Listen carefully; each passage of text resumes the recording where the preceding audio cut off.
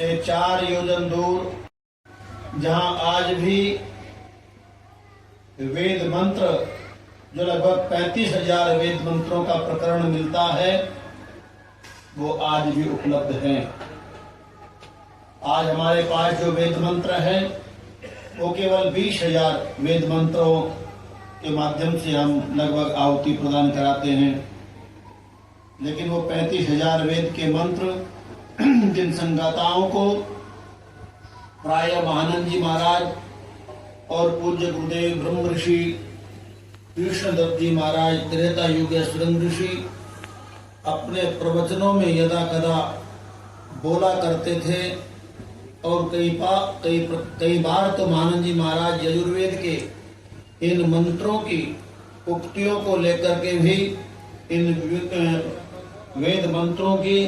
बीच बीच से शब्दों को लेकर के प्राणम ते शुंधामी वाचम ते शुंधामी, इस प्रकार से प्रवचन में प्राय उच्चारण किया करते थे, जो यजुर्वेद के साथ आज भी उपलब्ध है। हम उन सभी ऋषि मुनियों से, उन दिव्य आत्माओं से जो प्रार्थना हमें प्रथम करनी चाहिए थी, मैं संधि काल में एकाग्रचित्त होकर के उन सभी दिव्य आत्माओं को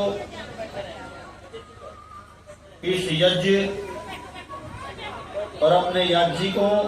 के समर्पण के भाव से इस यज्ञ में आह्वान करता हूं। बड़ी विनम्रता के साथ, अल्पज्ञ होने के कारण भूलें होती हैं, लेकिन मन के अंदर किसी प्रकार का कोई छल, अहम, राग, अभिमान, ये तो आप भी, जितना हम नहीं समझते आप जान ही रहे हैं। लेश मात्र भी ऐसा कोई कारण नहीं है। ये यज्ञ आपका है, इस यज्ञ के मार्ग को देने वाले आप हैं। तो मैं सभी ऋषि मुनियों से, उन दिव्य आत्माओं से आह्वान करता हूँ बड़ी विनम्रता के साथ कि आप इस यज्ञ में उपस्थित होकर के हमारा मार्गदर्शन कीजिए और यजमान को आशीर्वाद के साथ वरदान देने की कृपा करेंगे। हरिद्वार की पावन पवित्र भूमि पर ये याग चतुर्वेद अखंड महापारण यज्ञ संपन्नता की ओर जा रहा है, और उसमें आपका आशीर्वाद वरदान न मिले तो ये यज्ञ न रह करके कहीं न कहीं एक प्रकार से अधूरापन अनुभव होगा। जो जानते नहीं उनके लिए तो कुछ नहीं, लेकिन हम सबों के पूज्यपाद गुरुदेव ब्रह्म ऋषि कृष्णदत्त जी महाराज युग युगांतरों के शरंग ऋषि अपने योगिक प्रवचनों में वेदों की व्याख्या करते हुए, वेदों का परिचय देते हुए उन्होंने कहा कि हरिद्वार से 4 योजन दूर अर्धोस नाम की जगह, वहां सूक्ष्म जगत में या सूक्ष्म आत्माएं आज भी परमपिता परमात्मा का चिंतन करते हुए वहां पर विराजमान है, लेकिन इस लौकिक संसार में आने के लिए वो तैयार नहीं। परमात्मा के आनंद का पान करते हुए आज भी वो आत्माएं यहाँ पर विद्यमान हैं। मैं उन सभी दिव्य आत्माओं से बड़ी विनम्रता के साथ और प्रायश्चित करता हुआ ये आह्वान करता हूँ कि आप हम सबों को आशीर्वाद देने के लिए और संसार के कल्याण के लिए बड़ी विनम्रता के साथ में इस यज्ञ मार्ग को, हम श्रेष्ठ मार्ग को सदैव करते रहें। ये आपके आशीर्वाद के द्वारा ही संभव हो सकता है, ये आपकी कृपा के द्वारा ही संभव हो सकता है। ये आंधी, वर्षा, तूफान, कई प्रकार के पिछले दिनों में भी उबलती हुई वो गंगा, जब जिसको रेड अलर्ट के रूप में सावधानी प्रदान की गई, पिछले दिनों जब 5 वेदियों पर यज्ञ का कार्यक्रम चला, तो गंगा हमने भी कभी इस प्रकार के वातावरण को न देखा, शायद न देखेंगे। सामने चबूतरे पर बनी हुई जो यज्ञ वेदियां थी, उन वेदियों को गंगा के पावन पवित्र जल छू करके निकल गया और फिर धीरे धीरे शांत हो गया। कहीं बाढ़ आ रही थी, कई मकान ढह रहे थे, कई सामान बह रहा था। तो मैं समझता हूं ये सारी की सारी कृपा अधीश्वर देव परमपिता परमात्मा के साथ साथ उन दिव्य आत्माओं की भी प्रेरणा है। उन दिनों में सायंकालीन यज्ञ आश्रम परिसर में संपन्न हुआ और उससे अगले दिन फिर आपने उसी स्थान पर जाकर के यज्ञ को संपन्न किया। आज भी भगवान इंद्र आपको बड़े स्नेह के साथ में आशीर्वाद देने के लिए पहुंचे हैं। ये विघ्न नहीं है, ये सफलता का प्रतीक है। यज्ञ से पहले, यज्ञ के बाद 24 घंटे या यज्ञ के अंतराल में यदि बारिश होती है और पूर्णिमा का पावन पर्व भी कल है, तो मैं उन सभी दिव्य आत्माओं से निवेदन करता हूँ कि हे परमपिता परमात्मा के सानिध्य में रह करके परमात्मा के हृदय के साथ अपने हृदय को मिलान करने वाले उन समस्त दिव्य आत्माओं से मैं निवेदन करता हूँ कि कृपा करके आप सभी अपनी उस योगिक शक्ति के द्वारा हमें मार्ग दिखाइए, जिस मार्ग पर चल करके हम सदैव श्रेष्ठतम कर्म के साथ जुड़ करके अहम को प्राप्त न हो, विनम्रता बढ़े। और यदि कहीं हम किसी प्रकार की कोई त्रुटि कर रहे हों तो आप किसी न किसी प्रकार की कोई ऐसी युक्ति उत्पन्न करें, चाहे वो हमें विघ्न ही क्यों न लगे, जिससे उसमें रुकावट हो सके।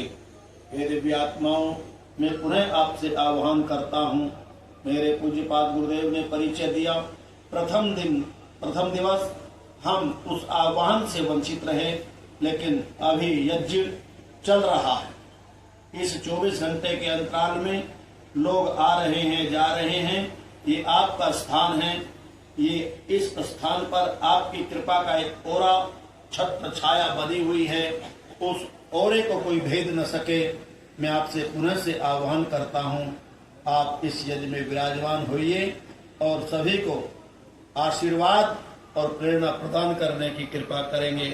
इन्हीं आशा और अभिलाषा को लेकर के हम पुनः वेद की शरण में अब जा रहे हैं, वेद की शरण में जा रहे हैं। आप सभी दत्तित होकर के यज्ञीय भावना के साथ जुड़ करके रात्रि में जो यजमान अपने समय से आएंगे, समय से जाएंगे और केवल चिंतन ईश्वर का करेंगे, क्योंकि कल पूर्णाहुति हो ही जाएगी। और पूर्ण आहुति से पहले वरदान से पूर्व आप अपनी तैयारी कर लेंगे, जिससे क्योंकि देवता किसी ऐरे गहरे नत्तु खैरे को आशीर्वाद व वरदान नहीं देते, न वो शब्दों के जाल में फंसते, न वो दिखावे को देखना चाहते, न वो बहुत बड़े टेंट की या बहुत बड़े माइक की उनको आवश्यकता होती। वो तो हृदय के साथ में बैठ कर के जब आपकी भावना के साथ में आपके अंतःकरण को देखते हैं, उसमें पवित्रता, उसमें समर्पण, उसमें सौम्यता, उसमें निर्वाण, उसमें सकारात्मक ऊर्जा, खुशी, उत्साह के वो आंसू जब छलक रहे होते हैं, मेरा ईश्वर मुझे देख रहा है। आपके मन में वेद के साथ श्रवण, मनन, निधिध्यासन, उसका प्रयोग किस प्रकार से करें, परमात्मा की छत्र छाया में रह करके जब इस प्रकार की वार्ता आप करते हैं, मन के अंदर वहां शब्द शांत हो जाता है। शब्द जब शांत होता है, आपने देखा हुआ बोलते हुए व्यक्ति की आंखों से कभी आंसू नहीं निकलते। बोलता बोलता व्यक्ति जब गहराई में जाता है तो होठ थम जाते हैं, ओटे कांपने लगते हैं, आवाज में घरघराहट पैदा हो जाता है और गला रुंध जाता है और आंखों से अश्रुधारा जब पहली बार निकलती है तो मन के अंदर पवित्रता और शरीर में लघुता आ जाती है। कहीं भी चिल्ला करके आपको भगवान को प्राप्त करते हुए नहीं देखा होगा। तो मैं आपसे विनीत प्रार्थना करता हूं, आप 2 से 12 बजे, आपकी 10 से 12 बजे तक, 6 से 8 बजे तक जितनी भी आपकी यहाँ एक पर्याय लगी है इस यज्ञ को सफल करने के लिए, आज आप पूर्णिमा के इस पर्व से पूर्व परमपिता परमात्मा का चिंतन करते हुए देवताओं को आह्वान करें अपने तरीके से और अपने पात्र को, अपने अंतःकरण को साफ कर लें क्योंकि कल आपको बड़े पूर्णाहुति पर संभाल करके उस आशीर्वाद और वरदान को लेकर के जाना है, जिससे आपका जीवन सफल हो सके। मैं पुनः बड़ी विनम्रता के साथ अपनी गलती, अपनी भूल उन देवताओं के प्रति, उन ऋषियों के प्रति ये स्वीकार करते हुए, अर्थात अपने आप प्रायश्चित करते हुए निवेदन करता हूँ, हे ऋषि मुनियों, ये यज्ञ केवल आपकी कृपा के द्वारा ही संभव हो पाया है और मैं कृतज्ञ होकर के आपको इस यज्ञ में बुलाना भूल जाऊं तो मुझसे बड़ा पाप और दोष कोई नहीं हो सकता, दोषी कोई नहीं हो सकता।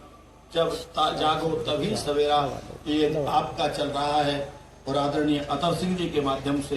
ये प्रेरणा हुई तो निश्चित रूप से वो प्रेरणा उनके अंतःकरण को छू करके अब मेरे पास, मुझे भी इस आह्वान के लिए बड़ी शक्ति और बड़ी श्रद्धा के साथ में मैं उत्साह के साथ निवेदन करता हूँ, आप आइए और हम अच्छे हैं चाहे बुरे हैं आपके हैं, जिस हाल में हैं आपके हैं। मैं पुनः से यही निवेदन कर सकता हूँ, जिसमें कोई छल नहीं, जिसमें कोई दम नहीं, ये आप भी निश्चित रूप से जानते होंगे। यदि मेरी त्रुटि छल क्षेत्र कोई रहा होगा तो मुझे आवश्यकता और ये आशीर्वाद से वंचित रहने का, करने का आपको पूर्ण अधिकार है, लेकिन आप ये भी अच्छी तरह से जानते हैं। और यदि ये न होता तो प्राय मेरे पास ये शब्द और ये प्रेरणा न होती। ये प्रेरणा कहीं न कहीं आपकी ओर से ही आई है। ए बालक, तू सबल देख, हम भी हैं। आह्वान, ध्यान, प्रेरणा, क्योंकि बुलाने पर, आह्वान करने पर ऋषि मुनि और संतुष्ट होकर के आशीर्वाद और वरदान दे करके आते हैं। वो कितने विनम्र हैं, उनकी विनम्रता का कोई परिमाप हो नहीं सकता। उनकी प्रेरणा ही ये प्रेरित हुई है कि तुम त्रुटि कर रहे हो, तुम भूल रहे हो। ये परिक्षेत्र, ये क्षेत्र ऋषि मुनियों का है, दिव्य आत्माओं का है, जिन्हें जाने आने में देर नहीं लगती। इसीलिए उन ऋषि मुनियों की प्रेरणा को मैं हृदयंगम करते हुए पुनः से उनका आभार करता हूँ और समर्पण करता हूँ कि आपने इस अल्पज्य को, ये त्रुटि, ये भूल सुधारने का अवसर दिया। इसीलिए मैं पुनः सायंकाल की संध्या वेला में आपसे विनम्र प्रार्थना करता हूँ, आप आइए और आकर के विराजमान हों और इस यज्ञ को सफल कराने में अपना आशीर्वाद और वरदान प्राप्त करें, प्रदान करें। ओम शांति शांति शांति। ओम बीतेहन्नम व्याहम शरणिम बीते मुख्यम नयामसे यथा वसो नवादशो मम चित्तम वायसो ओमस्ताद्योरस्ता पृथिव्यास्था विश्वमिदं जगत् अस्तुर्वृक्षाः अर्ध्वस्ना स्तिष्ठद्रुद्रोगो अयं तवो ओम सदम्या भेषजानि देहे सहस्रं संजितानि च सृष्टमास्राव भेषजाहं वसिष्ठं रोगनाशनो मूत्रमस्य विषाणकानां वासे पितॄणां मूलादुत्थिताः वातिः कृतनाशनो ओम परोपे हि मनस्पापाः किमसस्तानि संससे परेणत्वा कामय वृक्षाः मनानि संसाराद्देः सुखोषु मे मनो यत्पराशो पारिमः जग्रतो यत्स्वप्नतः अग्निर्विश्वान्यपाः दुष्कृतान्या जुष्टान्यारे अस्मद्दधातोः ओम यदिन्द्र ब्रह्मस्पतेः पीः वृषाचरामसे प्रचेतानांगिरसो दूरितात्पात्मंशोऽहम् ओम योनाजिवोऽसि नाहमृतो देवानामृतो गर्भोऽसि स्वप्ना वरुणानि देवमाता यमादिताराः ओम विद्मते स्वप्नजनित्राहं देवजामीनाहं पुत्रोऽसि यवस्य करणाः अन्तोऽसि मृत्युरसि तं त्वा स्वप्नतं तथा संविद्म शनः स्वप्नः दुष्पुण्यात्माहोऽहम् ओम यथा कलां यथा सभाहं यथर्णां सन्नयन्ते एवादुष्पुण्यं सर्वं द्विषते संनयामसोऽहम् ओम अग्निः प्रातः सपने पत्पस्मान् विश्वानरो विश्व कृद विश्व शम्भवो भूः स नः पावको द्रविणे दधात्मस्मिन्योऽस्मन्तः स वक्ष्यास्यामो ओम विश्वे देवामृत इन्द्रोः अस्मानस्मिन् द्वितीये शबनेन जयुः आयुष्मन्तप्रियमेषां वदन्तो वयं देवानां सुमदस्यामो ॐ इदं तृतीयं सवनां कवीनामृतया ये च समैरयन्त ते शोधन्मनाः स्वहरानशनाशनाः किं स्वेष्टिं नो अभिवस्यनयन्तो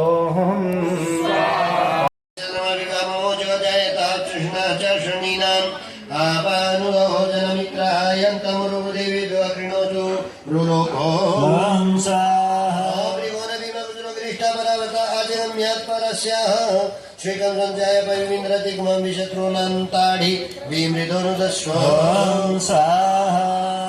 त्वं शुभाजिनं देवज्युतं चौवानं तरुतारं रथानम् अरिष्टनीं वृदन्नाजीमाचुष्टस्थैतारमिह नुवेमो तारमिन्द्रवितारमिन्द्र हुवे हवे अस्तु हवं शूरमिन्द्रं हुवेन शुक्रं पुरोहतमिन्द्रं सुस्ति न इन्द्र भगवान् कृणोतो स्वन्तर्यः औषधिर्विरोधाभिवेश य इमा विश्वभुवनानि चाक्लरिपेः तस्मै रुद्राय नमो अस्तु आग्नेयो ओमपैयैरिरस्यैर्वासि विषे विषः